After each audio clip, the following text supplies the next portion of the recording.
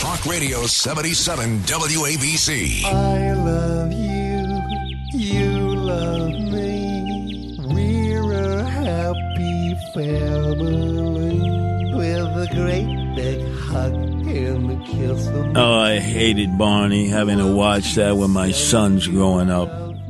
If I would have had a 44 Magnum, I would have blown Barney away in that TV screen. I get it. So, in other words, you're playing this in honor of the debate last night because Vance, the hillbilly, put the old dinosaur out the pasture. No. It was Barney talk. I love you, you love me. Oh, my God, what a love fest. Here's your guy, Hillbillies for Vance. Yep, absolutely. Here He absolutely showed out last night. What a stunning performance by him. Nobody cares. Oh, okay. Nobody cares. I see. But here was the defining moment of the debate where Vance looks over to the coach and says, Coach, if you're the guy, I'm on the bench. We're going to shake hands after this debate and after this election. And, of course, I hope that we win, and I think we're going to win. But if Tim Walz is the next vice president, he'll have my prayers, he'll have my best wishes, and he'll have my help whenever he wants it. Oh, man, wasn't that That's the defining moment. Magnanimous? What a great gesture. Some offhand pleasantries, being, polite about something. That's the defining moment of the debate. Of course. Come on. We're looking for a clash. We're looking for a clash of ideas, a clash. And, in fact... Well, they tried. Here was... They tried desperately to make January 6th the big deal. Here was Vance not taking advantage of Walz. I guess you could call it self-deprecation, but it's something that I think America would agree with. He is a knucklehead. I will be the first to tell you, I have poured my heart into my community. I've tried to do the best I can, but I've not been perfect, and I'm a knucklehead at times. See that? He's a knucklehead. Oh, it sounds like Governor Murphy. He's a knucklehead, right? I mean, what a goofball up there. His head was moving in a million different directions. He looked like he had spasms up there. Bug eyes. He's writing down furiously stuff. scribbling. Oh, what the hell is that? I don't know. Was he on... Maybe he was on that Joe Biden speed. Remember? Maybe.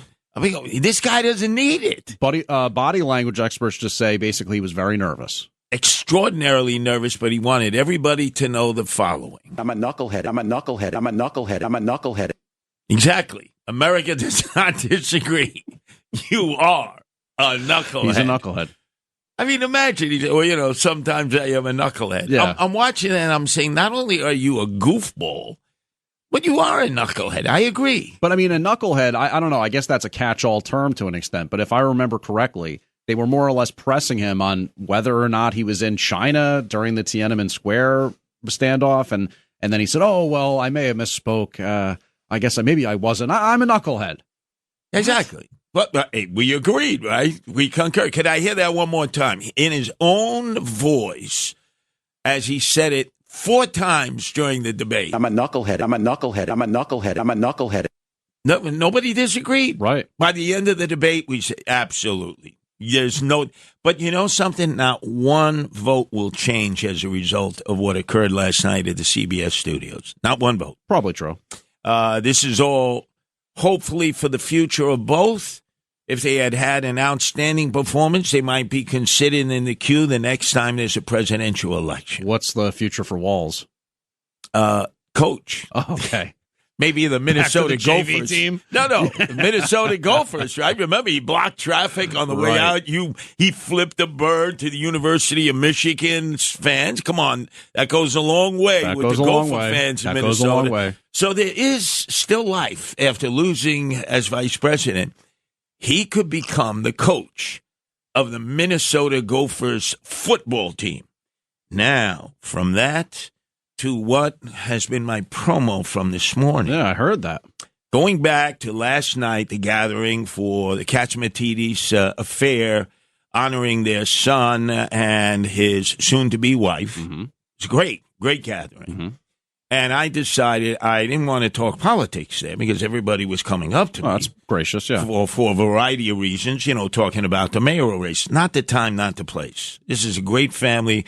They've saved WABC, without which we wouldn't have a place to talk to one another, except maybe you in Bloomfield, me in Brooklyn, 2 Dixie cups attached with a string. No, that's very classy of you, and you're nothing if not the epitome of class. I'm sort of like classy Freddie Blassie from the old WWF. Remember when he became manager for the Iron Sheik? I only remember it as a manager. He started kissing the Iranian flag, praising the Ayatollah. No, don't get me on that He'd be subject. popular now around here. But this is the promo that I did based on an interview that Peter King, my nemesis, did with Sid Rosenberg this morning. This was promoting it to listen to this rip and read, which has scored extraordinarily well in these recent ratings. The disinformation campaign against Curtis Sliwa for mayor starts with Rudy Washington, who says, "Oh, I hear you're running as a Democrat," and Peter King, who is now endorsing Keyshawn Sewell to become the next mayor. They are outreditors. Now, let me explain this. So last night at the Katzmatidis affair, Rudy Washington, who I've known for years, the deputy mayor for Rudy Giuliani, great guy, and lifelong Republican, and he contributes to the 5 o'clock roundtable discussion. Excellent job he does. Comes up to me. He was our recent guest at the Ronald Reagan Astoria Club, and the crowd loved him and his wife. They loved him. He comes up to me and he goes, "I hear you're running for mayor as a Democrat." And this was based on the poll that just came out by moderate Democrats. It said I would end up beating Andrew Evil Eyes Cuomo in a 1-on-1 match. Okay. And so I said, "No, Rudy, why are we spreading this disinformation that I'm a Democrat?" Well, but I think this is a great idea. I've told you many, many, many times that you need to run as a Democrat. Just having that R next to your name in this New York City, it's a non-starter. It's a non-starter. In this era of Donald Trump is the most evil thing of all time, and anybody that's a Republican is obviously the same way, a fascist, all this kind of stuff. These people are very low information. They don't pay attention to anything except the first person that tells them something to get mad about. And they're going to say, "Oh, there's an R next to his name? Oh, the Guardian Angels guy, he's gone crazy." Let me explain. But if you got the D next to your name. Let me explain to you. You know nothing about nothing, because this was all in reference, should Eric Adams step down, or should Kathy Hochul, because she's full of nonsense. That's right. Fire him, which I don't think either will occur. In fact, I don't want him to step down, because then it's Jumaane Williams. It's all socialism all the time. But put that aside. This is part of the disinformational campaign, because if there is a nonpartisan election, right, and my name is in the mix with about 50 people, now label me a Democrat so that Republicans won't vote for me. You see, part of the disinformation. And then now I know it's part of a campaign, because who is the best friend of Rudy Washington at night when they're on the 5 o'clock roundtable discussion with John Katsimatidis and Rita Cosby? Peter King, Congressman Peter King, out of nowhere this morning with Sid Rosenberg. After Sid asked him, "Are you disappointed in your friend Eric Adams?" Because remember, he was an Eric Adams Republican. He supported him over me. Notice what he had to say. And let me get Curtis all upset, and Keyshawn will probably never talk to me again. If they talk about a special election, maybe put Keyshawn Sewell in there for mayor. She's strong, she's independent, and she's a tough cop, but she knows how to run things. So this is a signal. Keyshawn Sewell. Yeah, well, he's starting to float that name out there. Again, anybody. Why? Where did she come from? Anybody but Curtis. Well, I'll tell you why. There's history here. And remember, Peter King is like 80 now, right? Okay. So he's older than me, so he knows the history of politics in New York City. He grew up in Queens. Mm-hmm. Listen to the next part of that explanation as to why Keyshawn Sewell should become the mayoral candidate and not Curtis Sliwa. She was on there getting champagne thrown on her the other night with the Mets. She was there with a baseball cap on. Now, you're not aware of this because you weren't even birthed. The miracle Mets that you talk about, you know, 1969. Fans, only 2 things to brag about, 86 and 69. 69 being the unexpected, beating the Baltimore Orioles 4-1. They had 4 top starters, all of them 20-game winners. So there's a celebration in the clubhouse in Shea Stadium. At that time, we had Mayor John Lindsay, horrible mayor, Jelly Belly Lindsay. He had been the Republican candidate at first. He ran against the Democrat. He won, but he was horrible. And he was so bad the Republicans wouldn't give him the line again. the Liberal Party line. He was provided by Alex Rose and David Dubinsky, very left-wing. He had no chance of winning. No chance. The polls indicated there was Mario Procaccino, who's the son of a shoemaker, who actually coined the expression limousine liberal. Oh, wow. To describe John Lindsay. Oh, okay. And then you had John Markey, who replaced him as the Republican candidate, state senator from Staten Island, very patrician. He had no chance to win. So the Mets, who had no chance to win the World Series, unexpectedly, Miracle Mets 4-1. They're partying, they're celebrating in the clubhouse. His press attaché says, Mr. Mayor, we got to run to Shea Stadium. We got to congratulate the Mets. So they run down there, they run into the clubhouse. John Lindsay knows nothing about sports. He wouldn't know the difference between lawn bowling, badminton, and baseball. So his press attaché says, go up to Gil Hodges, the manager, shake his hand, tell him he's the best thing that happened in New York. He goes, who's Gil Hodges? So he guides him as if all of a sudden John Lindsay is a blind guy, right up to Gil Hodges. Shake his hand, tell him he's the best thing, him and the Mets, the best thing that happened in New York City. So he repeats it like every politician who are puppets, they repeat their lines. And then Gil Hodges shakes his hand. He recognizes John Lindsay. All the Mets are coming around popping the champagne, and John Lindsay doesn't like getting champagne on his coiffured hair because he's like a runway model. And then his press attaché whispers into his ear, put on the Met cap. So he puts on a Met cap. Hey! And then, tell him you're going to have a parade through the Canyon of Heroes, and give him the keys to the city, not the P. Diddy keys to the city that Eric Adams gave, the keys to the city. And he announces it there. All the press is there. So, yeah. And then who's on one of the floats? John Lindsay, Met hat. I'm a Met fan. Do you know that propelled him to victory in a three-way race? Against Mario Procaccino, who coined the phrase limousine liberal that was attached to John Lindsay, against John Markey, the Republican. He won as the Liberal Party candidate of Alex Rhodes and David Dubinsky. So you're saying that Peter King is setting this all up. He's being a kingmaker, in essence. Very good. To push forward the candidacy of Keyshawn Sewell, just in the event that Holcomb removes Adams, and there's a special nonpartisan election. But furthermore, because Keyshawn Sewell is the security director for the Mets, she's going to be super well known because the Mets are going to win the World Series. And who would bankroll her towards her mayoral campaign?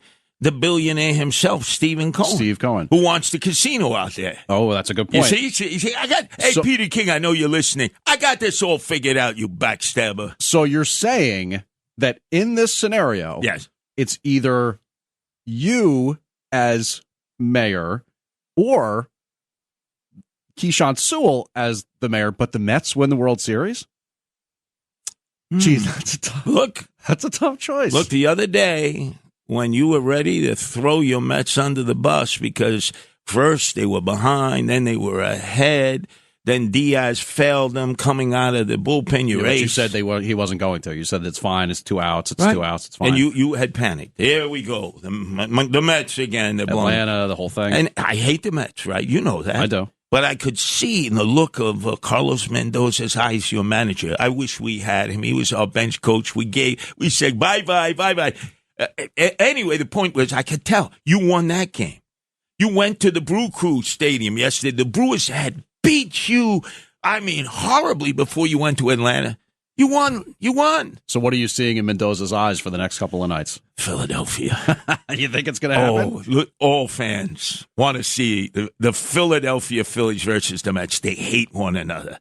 We're arch rivals, right? Are we not? Oh, Notice yeah. I'm saying we now. We. You're right, associated with Well, it. I want to be the mayor, right? Watch what a fake, phony, fraudulent fraud I am. You'll be playing the John Lindsay act. I'll go into the clubhouse, right, at Citi Field. Hey, I love you. Carl, I spoke about you, Mendoza. I remember when you were a coach for the Staten Island Yankees before John turned them into the Ferry Hawks. But then you'll hear me in the background. He's a Yankees fan. He's a fake, phony, fugazi. And he hates the Mets. They'll come up with all the old cuts. I hate the Mets. You see, that's what happens when you become a politician. That's true. You become a fake, phony, fraudulent fugazi. But see the strategy of Peter King? Nobody figured that out.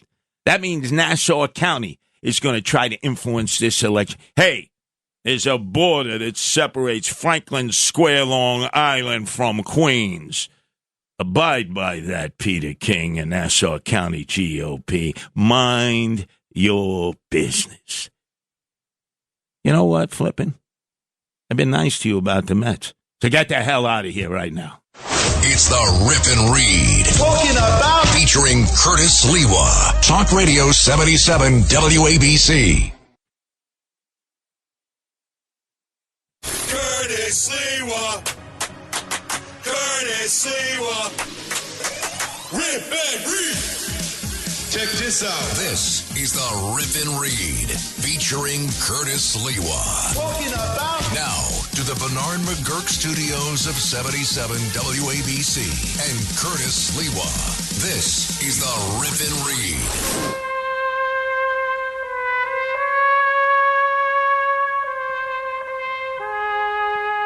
Listening very intently from his mansion out in Southampton, owned by Fredo, his brother, Chris Cuomo, guarded by Joe Picoco, wartime consigliere of the Cuomo crime family. Just out after doing 6 years of federal time for political corruption. Andrew Evil Eyes Cuomo, the zombie that he is politically, the political vulture that he is, hovering over a drowning Eric Adams, thinks that he's going to become the next mayor of the city of New York. He's trying to find a clear pathway, but there have been some problems along the way.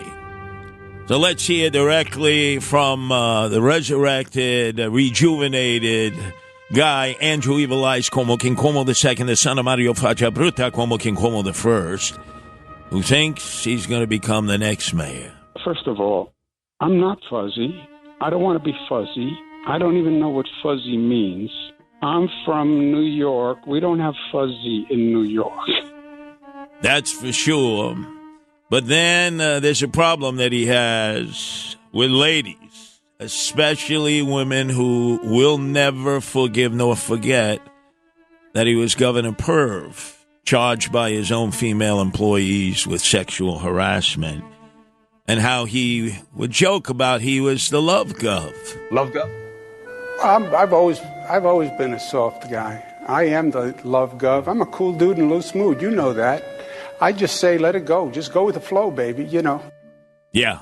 Well, a lot of the ladies out there are very upset with the fact that Andrew Evil Eyes Cuomo is launching his comeback.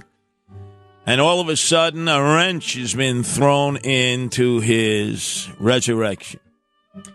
In the name of Tish James, there are now female Democrats who are coming together and saying, Tish, you're the Attorney General. Maybe if Harris becomes the president, you can become the Attorney General of the country and spend all your time going after Trump as the AG. But if she loses, what are you going to do? Remain AG in Albany?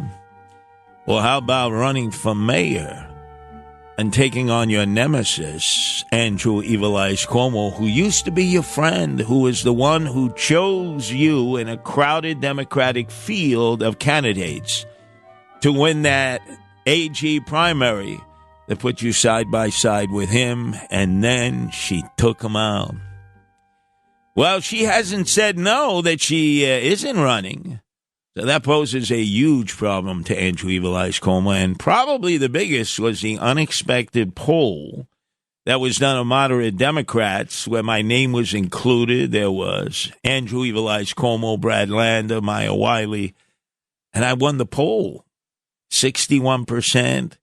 Cuomo had 35%, and the others trailed badly behind. So this has put a crimp into Cuomo's comeback. But then again, remember, he's a political zombie. No matter how many times we think he's buried and he's gone, he'll try to resurrect himself because he thinks he's entitled to that. Ha ha ha ha ha! Beat you in the poll, Cuomo.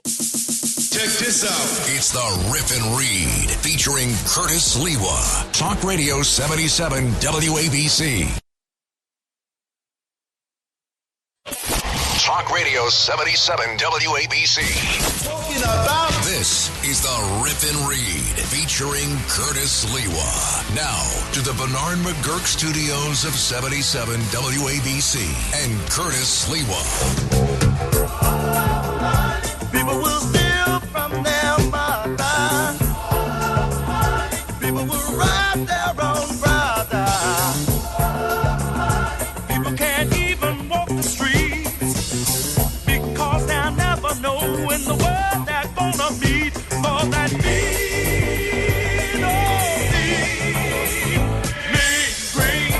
This has been the theme song of Eric Adams' Swagger Man with No Plan during his 20 years in politics. And as he went back into federal court today to fight some of these indictments, the U.S. attorney indicated there would be superseding indictments of other cronies of his. So this is just going to ratchet up. Eric Adams has said, hey, I'm in it, I'm going to stay mayor, and I'm going to run again. But what got him into trouble is the way he's lived his political life. 20 years ago, he was sworn into office as state senator representing Bedford-Stuyvesant and Crown Heights. Before his crooked colleagues out there, Democrats and Republicans, before the lobbyists who were salivating, and actually family and friends in the media, he said the following. Show me the money. Show me the money. That's what it's all about. And he was on the ropes as a state senator, a target of corruption investigation. Likewise, when he was Brooklyn Borough president. And you see the Mishigash now. What you're seeing play out in Manhattan Federal Court will be replicated over and over again. They want this guy out. They want him to resign. They want Hochul to fire him. And most importantly, the U.S. attorney wants another notch on his belt. He may not get it because the clock is ticking. But meantime, yesterday, Eric Adams had a press conference at City Hall like he has every Tuesday. No Jay-Z music as an introduction and no other members of his staff. It was just he and he alone, the way old-time press conferences would take place. And he insisted again he did nothing wrong. I'm hopeful because I did nothing wrong. That's where my hopeful comes from. I've said it over and over again. I know how I live my life. I did nothing wrong. And every elected official in this city that calls on behalf of a constituent should be concerned about what is laid out there. I don't know any elected official in this city that does not make a call on behalf of a constituent to address an issue. And I'm hopeful because I think, and I will continue to say, I did nothing wrong. A favored constituent, someone who has wine-dined and pocket-lined them. I can tell you there are constituents who did not vote for the elected council person or did not contribute to them or to the party's efforts, whose request for help gets lost in the round filing cabinet. I've seen that personally. But he's right about that most times. But really what he's talking about is part of this indictment that he had to answer to again today as he is combating it. Is did he do a favor for the Turkish government, his Pedron Erdogan, who has showered him with gifts and all kinds of financial contributions to his election campaign?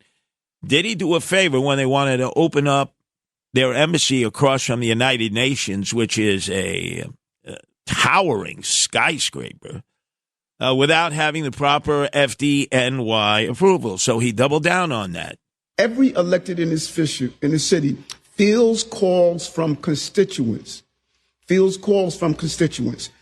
asking to somehow navigate the bureaucracy of government. If an elected official tells you they do not do that, then they're not doing their job. Well, he continued to basically allege that all other elected officials would have done what he did. for the Turkish consulate and particularly for Erdogan.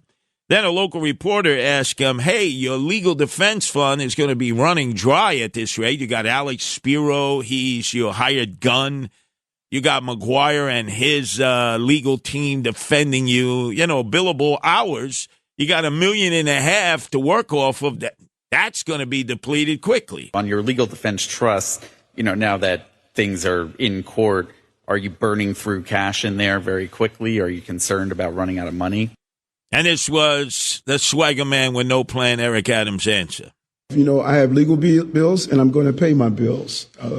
That's how I live my life. I would pay my bills. And thanks to those New Yorkers who stepped up and responded and assisted, and there are others who are calling and saying, listen, we want to help, Eric. We want to help you. And his legal defense fund is run by Frank Corona's bagman, who's been with him in the beginning, raised money for his election, is raising money for his reelection, the hubris, the chutzpah to continue to do that as all kinds of charges are being filed against him. And the guy that I've asked to resign as the co-chairperson of that legal defense fund is my husband-in-law, David Patterson. Every time I see him, I say, David, you need to resign as co-chairman of the legal defense fund because next thing you know, the feds are going to be taking your phone. And you see, Eric Adams has already figured out a way to nourish his defense fund because the money will be depleted quick. And that is, he said it 6 times now over 2 months.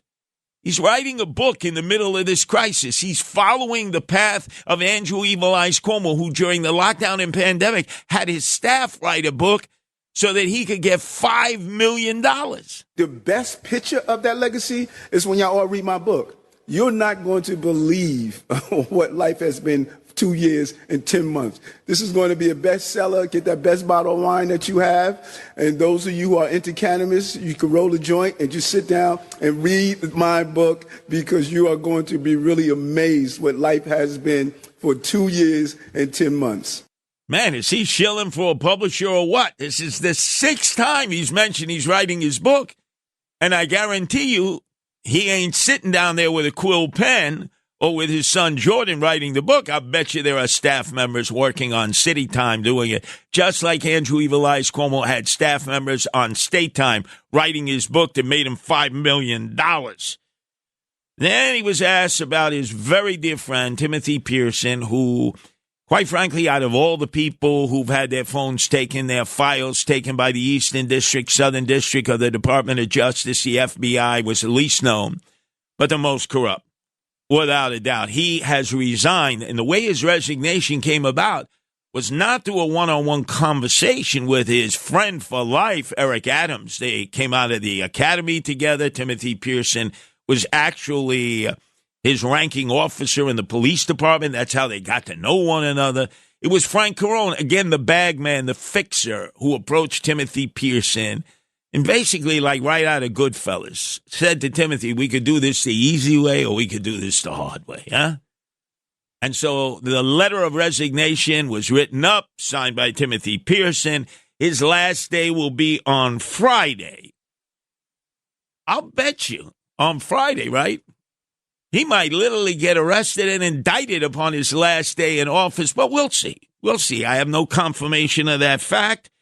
But again, the mayor kept insisting that in issuing these contracts for guards, $1.5 billion already for all these migrant shelters, that in fact Timothy Pearson, instead of begging for, as he said, hey, I don't get any crumbs, I get you these contracts, basically saying, I don't get any kickbacks. How come?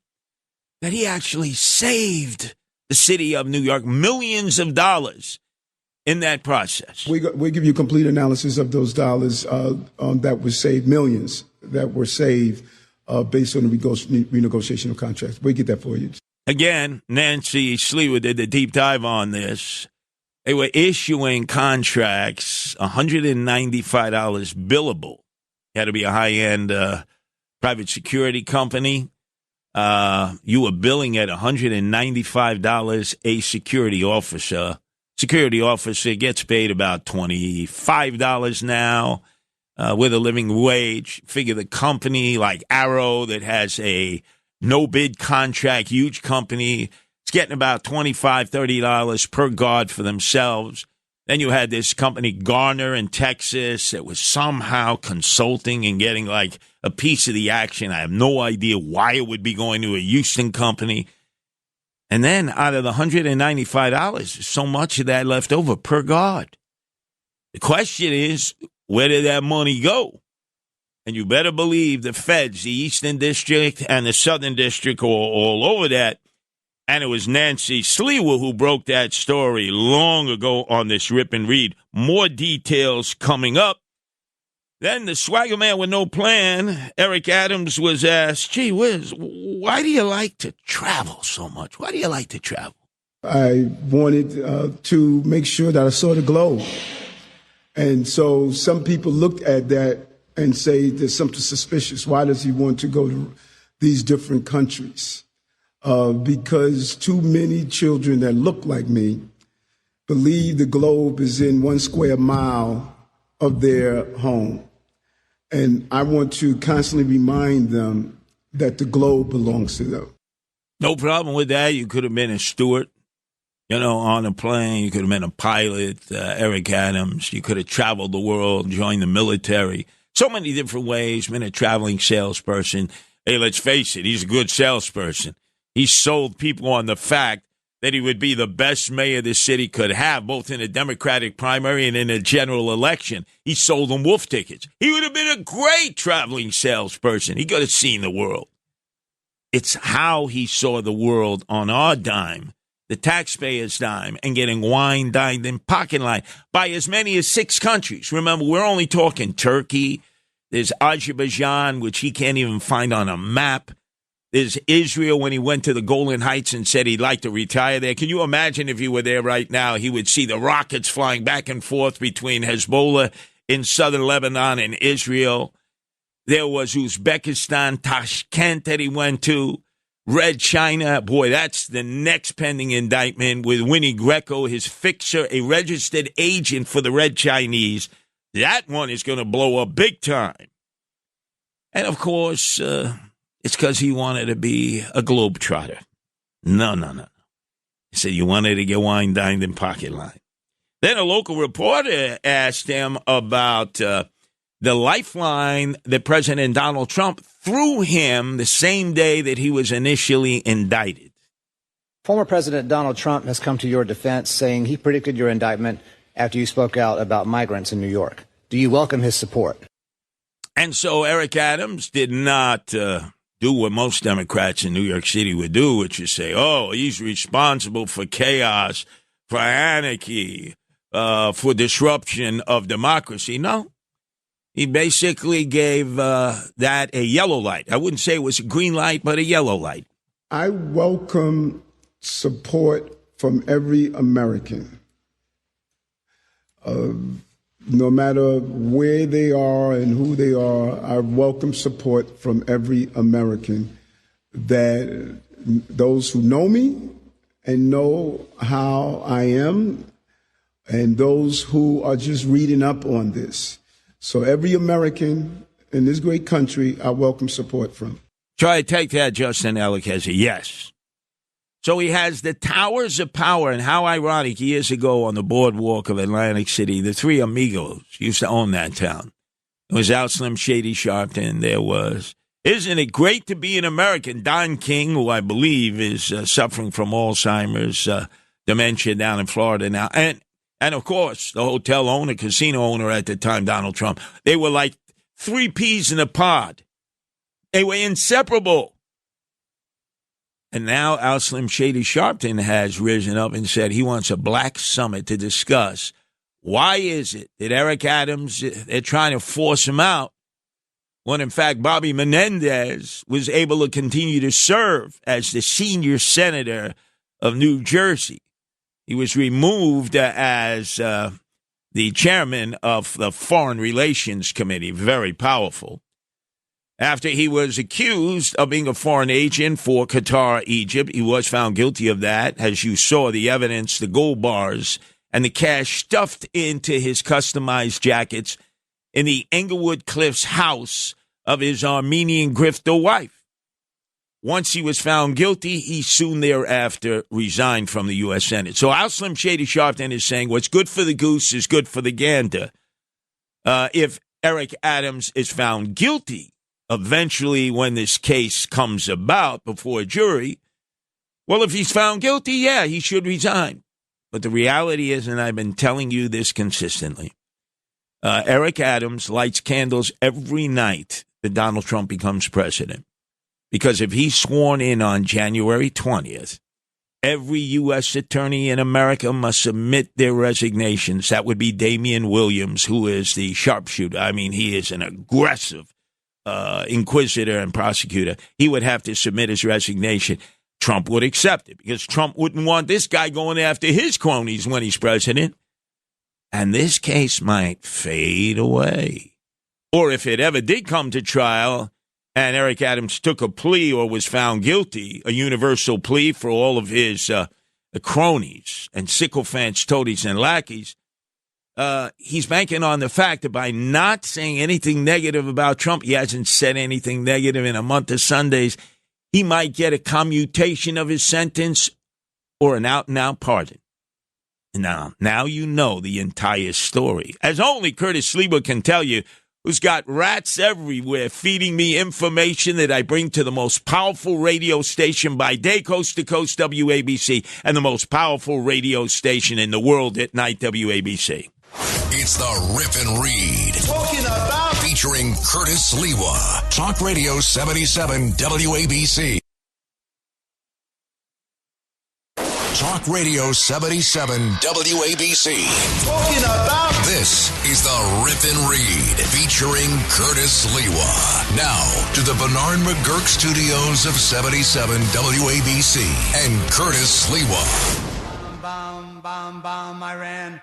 Bum, bum, bum, bum, bum, I ran. Bum, bum, bum, bum, bum, I ran. Bum, bum, bum, bum, bum,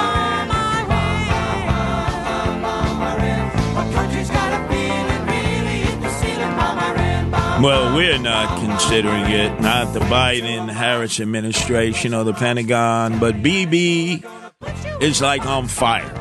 Ever since he left the stage of the General Assembly at the United Nations this past Friday and said we're settling all scores with Iran, you see what happened. They lit Nasrallah up, the head of Hezbollah. They haven't even had their funeral procession for him. They are terrified to be out there in force. There would be hundreds of thousands out in his funeral procession as they would carry his body, as we've seen typically before. They haven't done that. Immediately, they hid the Ayatollah. The Iranian authorities moved him from his residence in Tehran to parts unknown. And the Iranian leadership has fled to Qatar. All of those things happening because they know that Bibi is settling all scores, without a doubt. As we speak, there are Israeli defense forces fighting their way in southern Lebanon. At one point, when Ehud Barak was the prime minister for labor, they were 10 miles in and they had a coalition with the Lebanese Christian Maronites. And it kept Hezbollah and other enemies like Islamic Jihad at bay. Unexpectedly, Ehud Barak decided, that's it, we're giving up to 10 miles overnight, which left the Lebanese Christian Maronites to be taken captive by Hezbollah, and God only knows how many of them were slaughtered and raped and, considered to be traitors. To this day, if I go to Atlantic Avenue in Bay Ridge and the Christian Lebanese come up to me, the Maronites say, they spit on the ground when, oh, you love Jews, you Jews, you love Israel. My people were killed because of Ehud Barak. That is true. That is absolutely true. But as the Israeli Defense Forces fight their way into southern Lebanon, unfortunately, 8 IDF members that we know of have given their life. Probably many more will. We saw that in advance of the missiles being fired yesterday, 200, that there were 2 Palestinians with rifles who had come onto Jerusalem Boulevard. It's a tree-lined area if you've ever been there. And killed 7 Israelis. injured 16 by the rail station. And that was the most casualties of the day against Israel because, once again, 200 missiles were sent. You saw it all play out on TV. And apparently no Israeli casualties. Only a Palestinian in the West Bank. And Iran had forewarned the United States and Russia that they would be doing this.